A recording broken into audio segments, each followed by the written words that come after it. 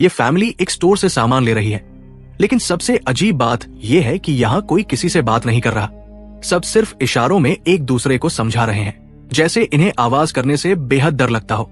इतना ही नहीं, जब ली का छोटा बेटा एक खिलौना उठाता है तो ली तुरंत उसे वापस रखवा देता है, क्योंकि उस खिलौने से आवाज निकल सकती थी।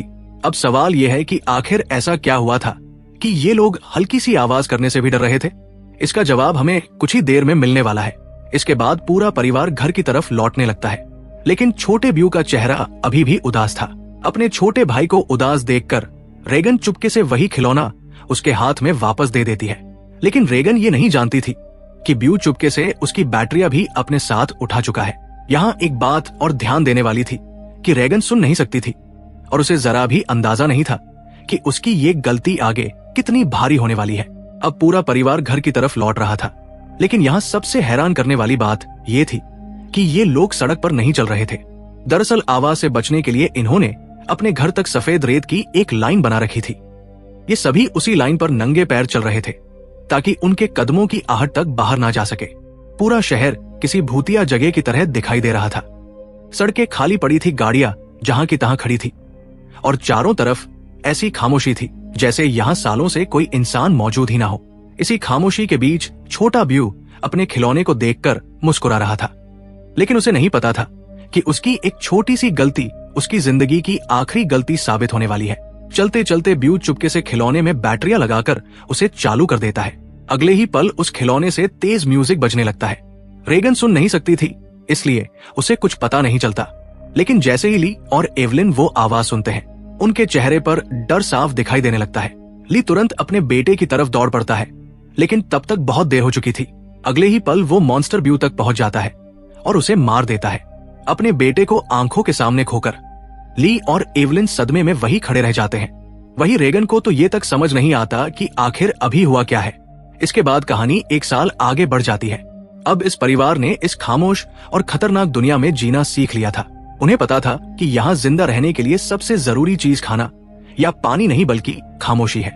ली ने अपने घर में एक छोटी सी रिसर्च लैब बना रखी थी, जहाँ वो उन रहस्यमयी मॉन्स्टर्स के बारे में लगातार जानकारी जुटा रहा था। उसकी रिसर्च से पता चला था कि ये मॉन्स्टर्स देख नहीं सकते, लेकिन उनकी सुनने की क्षमता इंसानों की कल्पना से भी कहीं ज्यादा खतरनाक थी। वे कई किलोमीटर दूर से भी सबसे हल्की आवाज सुन सकते थे और जैसे ही उन्हें कोई आवाज सुनाई देती, वे कुछ ही सेकंड में वहां पहुंच जाते थे। इतना ही नहीं, उनकी चमड़ी इतनी मजबूत थी कि बंदूक की गोलियां और ज्यादातर हथियार उन पर लगभग बेअसर साबित होते थे।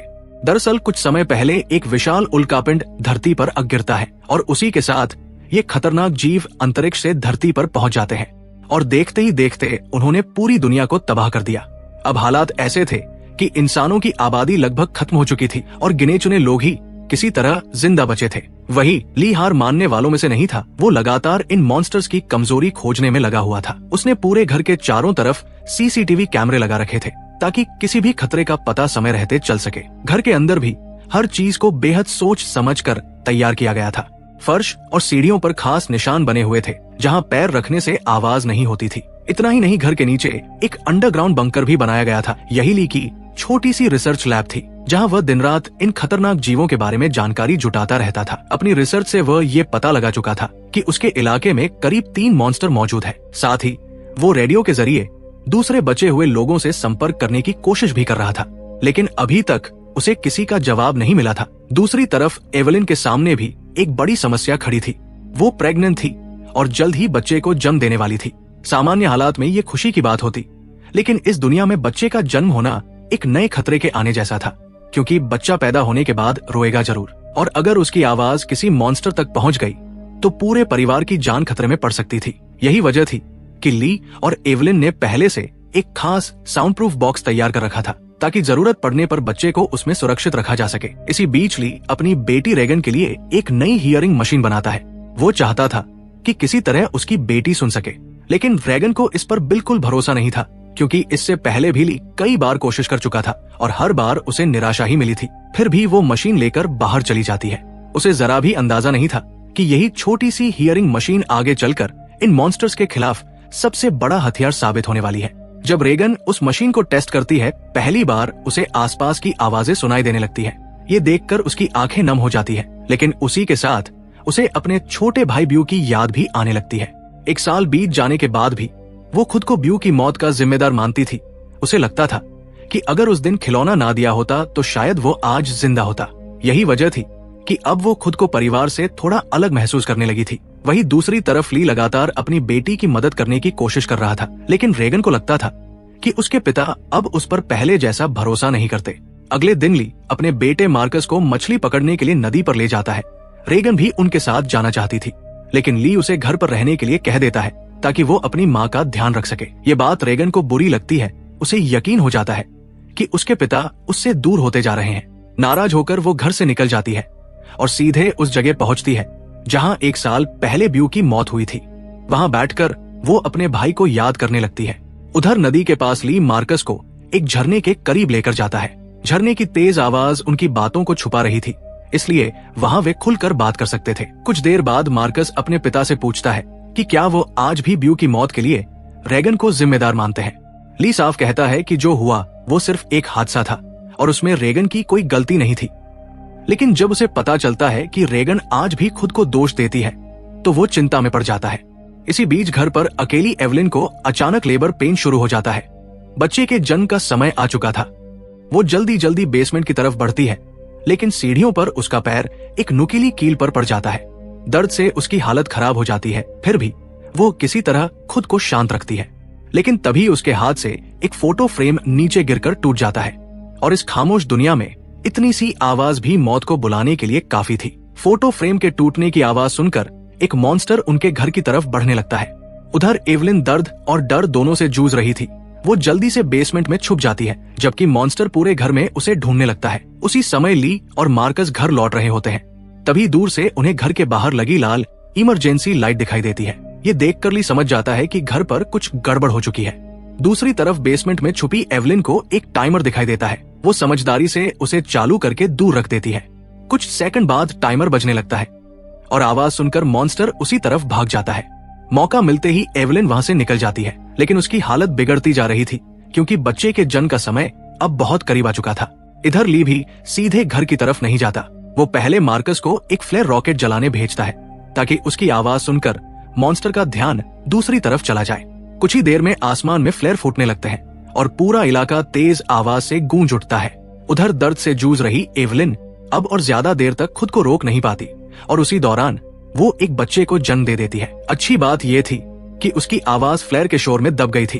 थोड़ी देर बाद ली घर पहुंच जाता है और अपनी पत्नी और नवजात बच्चे को सुरक्षित देखकर राहत की सांस लेता है।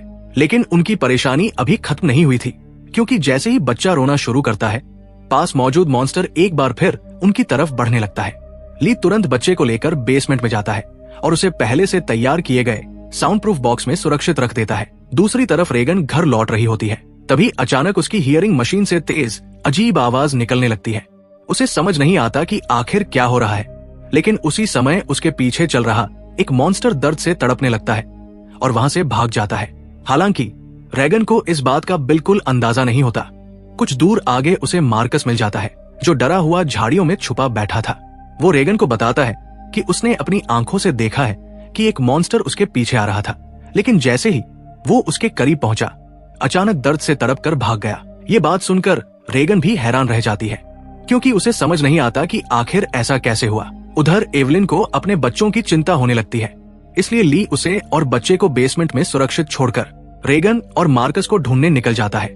बाहर आकर वो देखता है कि मॉन्स्टर घर को काफी नुकसान पहुंचा चुका था। एक पाइप टूटने की वजह से बेसमेंट में पानी भी भरने लगा था, लेकिन उस समय ली का ध्यान इस तरफ नहीं जाता। दूसरी तरफ रेगन और मार्कस एक बड़ी अनाज वाली टंकी के ऊपर अपने पिता का इंतजार कर रहे थे। उधर बेसमेंट में पानी की आवाज सुनकर एवलिन की आंख खुल जाती है। तभी उसकी नजर बच्चे के बॉक्स के पास बैठे एक मॉन्स्टर पर पड़ती है। डर के बावजूद वो धीरे धीरे आगे बढ़ती है और राहत की सांस लेती है, क्योंकि उसका बच्चा अभी भी सुरक्षित था।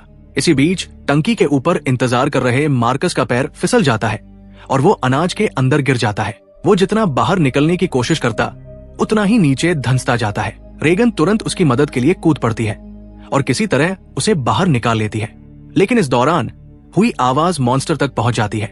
कुछ ही पलों में वो टंकी तक पहुंच जाता है। रेगन और मार्कस को लगता है कि अब उनका बचना नामुमकिन है, लेकिन तभी रेगन की हियरिंग मशीन से फिर वही तेज फ्रीक्वेंसी निकलती है। आवाज सुनते ही मॉन्स्टर दर्द से तड़प उठता है और वहां से भाग जाता है। तभी ली भी वहां पहुंच जाता है और अपने बच्चों को सुरक्षित देखकर राहत की सांस लेता है। लेकिन अगले ही पल उसे एहसास होता है कि मॉन्स्टर अभी भी आसपास है। वो दोनों बच्चों को गाड़ी की तरफ भेज देता है। तभी अचानक मॉन्स्टर पीछे से हमला करके उसे दूर फेंक देता है। अपने पिता को घायल देखकर मार्कस घबरा जाता है और अनजाने में आवाज कर बैठता है। और अब मॉन्स्टर का ध्यान सीधे बच्चों की तरफ जा चुका था। गंभीर रूप से घायल ली समझ चुका था कि वो इस मॉन्स्टर से लड़कर अपने बच्चों को नहीं बचा सकता। वही गाड़ी के अंदर बैठे रेगन और मार्कस डर से कांप रहे थे।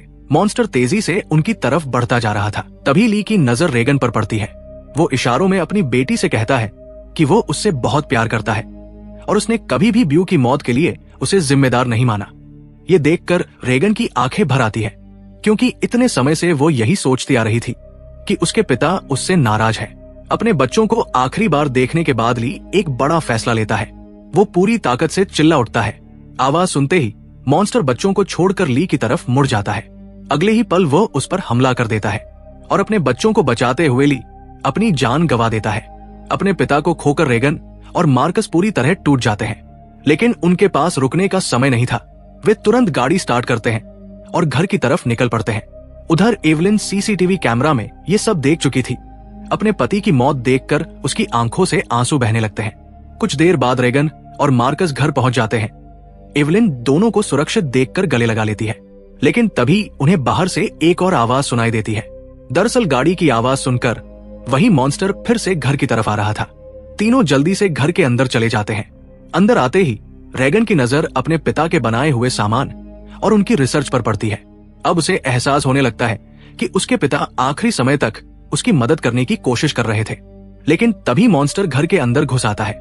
एवलिन उसके सामने बंदूक लेकर खड़ी हो जाती है। हालांकि वो जानती थी कि सिर्फ गोली चलाने से इस मॉन्स्टर को नहीं मारा जा सकता। अब ऐसा लग रहा था कि पूरा परिवार एक बार फिर मौत के सामने खड़ा है। मॉन्स्टर धीरे धीरे उनकी तरफ बढ़ रहा था और एवलिन बंदूक लिए उसके सामने खड़ी थी। लेकिन तभी रेगन के कान की मशीन से एक बार फिर वही तेज फ्रीक्वेंसी निकलने लगती है। इस बार रेगन एक जरूरी बात नोटिस करती है। जैसे ही उसके कान में दर्द शुरू होता है, उसी समय मॉन्स्टर भी बुरी तरह तड़पने लगता है। अब उसे समझ आने लगता है कि उसकी मशीन और इस मॉन्स्टर के बीच कोई संबंध जरूर है। वो तुरंत अपने पिता की रिसर्च देखने लगती है। तभी उसे पता चलता है कि इन मॉन्स्टर्स के लिए हाई फ्रीक्वेंसी वाली आवाज बेहद दर्दनाक होती है। अब रेगन को समझ आ जाता है कि अब तक हर बार मॉन्स्टर उसके पास आकर क्यों भाग जाता था। दूसरी तरफ मॉन्स्टर लगातार उनकी तरफ बढ़ता जा रहा था। समय बहुत कम था, इसलिए रेगन अपनी मशीन की आवाज और तेज कर देती है। अगले ही पल मॉन्स्टर दर्द से तड़पने लगता है। पहली बार ऐसा लग रहा था कि वो पूरी तरह कमजोर पड़ रहा है।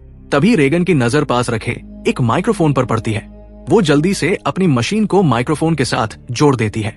अब वो आवाज पहले से कई गुना ज्यादा तेज हो जाती है। मॉन्स्टर दर्द से चीखने लगता है और उसके सिर पर बनी मजबूत परत खुलने लगती है। यही पहली बार उनका कमजोर हिस्सा दिखाई देता है। एवलिन भी ये सब देख रही थी। जैसे ही मॉन्स्टर का सिर पूरी तरह खुलता है, वो बिना देर किए बंदूक से सीधे उसके मुंह पर गोली चला देती है। गोली इस बार असर कर जाती है। अगले ही पल मॉन्स्टर जमीन पर गिर जाता है और वही मर जाता है।